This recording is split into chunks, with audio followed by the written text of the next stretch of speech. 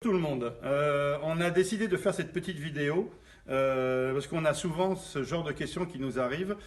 Comment choisit-on une raquette et quels sont les critères importants en fonction du niveau de jeu qu'on a pour pouvoir acheter une raquette et surtout avoir des performances qui correspondent à ses propres caractéristiques et capacités physiques.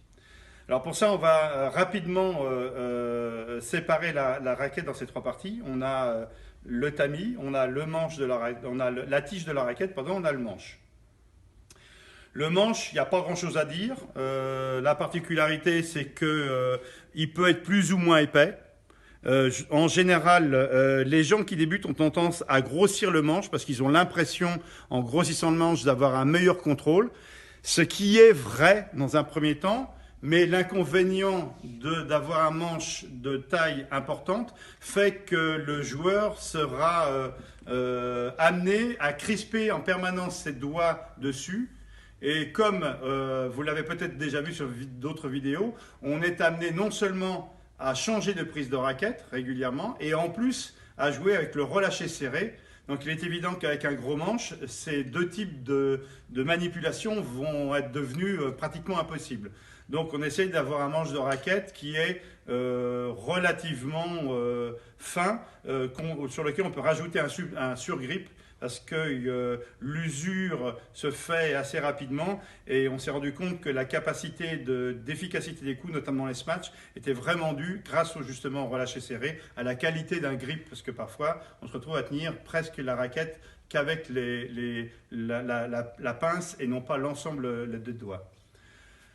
Ensuite, la tige. Alors la tige, elle est très importante parce qu'à la différence d'une raquette de tennis, on a ce qu'on appelle un effet lance-pierre avec une raquette de badminton. C'est-à-dire que lorsque vous préparez votre geste et que vous relancez votre bras vers l'avant, vous accumulez de l'énergie dans votre raquette. C'est-à-dire que la tête de la raquette prend du retard, elle se déforme, la tige accumule de l'énergie comme un élastique de lance-pierre et cette énergie va être restituée au moment de la frappe.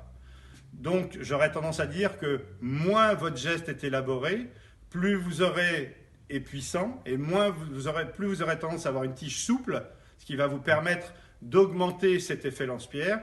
Quand vous êtes un joueur de haut niveau ou si vous avez un geste très puissant, vous aurez tendance plutôt à choisir une tige plutôt raide parce que, à l'inverse, si cette tige est trop souple, eh bien, votre geste sera tellement puissant que la tige n'aura pas le temps de revenir à son point de départ et ça apportera une déformation du tamis qui n'emmènera pas le volant dans la direction que vous voulez.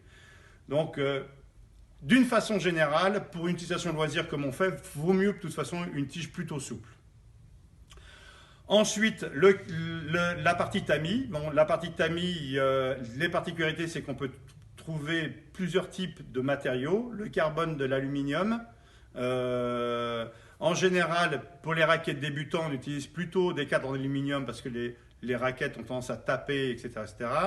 Et puis les raquettes en carbone, à une certaine époque, coûtaient assez cher. Maintenant, on trouve aux alentours de 30 € des raquettes carbone qui sont d'assez bonne facture. Et l'avoir une raquette légère en tête est quand même très importante puisqu'il faut savoir qu'un volant fait 5 grammes. Et donc, pour tout ce qui est toucher de volant au filet, plus votre tête de raquette sera légère, plus vous sentirez le toucher du volant au niveau du filet. Dernier point, le cordage. Alors, le cordage, il y a toujours tout un tas de questionnements sur les tensions de cordage. En fait, c'est simple. Plus votre cordage est souple, plus votre effet lance-pierre sera important. Beaucoup de gens ont tendance à penser qu'il faut tendre beaucoup pour taper fort. En fait, c'est faux. Si vous avez un cordage assez souple, vous allez augmenter l'effet lance-pierre. Et donc, ça va, plus une tige souple, ça va augmenter pour un débutant sa capacité à renvoyer le volant loin.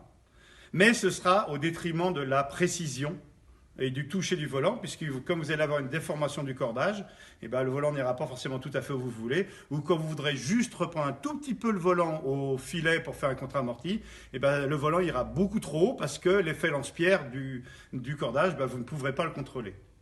Donc le cordage va être de plus en plus tendu en fonction du niveau du joueur. Et un joueur très confirmé, lui, tendra beaucoup son cordage. On arrivera jusqu'à 12 kg, voire plus, dans des cas extrêmes. Ceci ne gênera pas le joueur confirmé pour se matcher parce que naturellement, physiquement et techniquement, il aura la capacité d'avoir un geste très puissant. En revanche, l'espèce de tôle qu'il aura au niveau du tamis fera qu'il aura une sensation de toucher exceptionnelle pour tous les volants qu'il prendra au filet pour pouvoir avoir un jeu de filet et d'attaque performant.